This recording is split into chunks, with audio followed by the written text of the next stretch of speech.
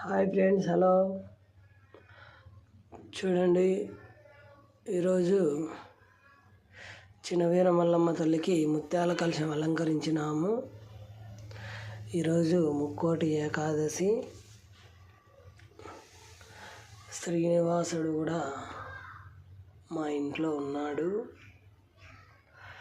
ఏడుకొండలవాడు వెంకటేశ్వర స్వామి కూడా ఉన్నాడు మా ఇంట్లో. చూడండి, ఈరోజు ముక్కంటి ఏకాదశి రోజు వెంకటేశ్వర స్వామికి తెల్ల పూలతో, ఎర్ర పూలతో,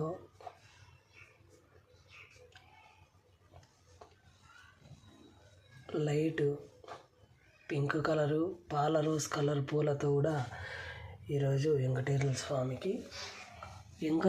స్వామికి ఏ పూలు అలంకరించుతామో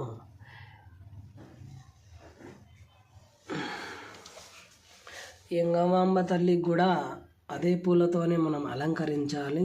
చూడండి, ఈరోజు చినవీర మల్లమ్మ తల్లికి చక్కని వారం శుక్రవారము, ముక్కోటి ఏకాదశి రోజు.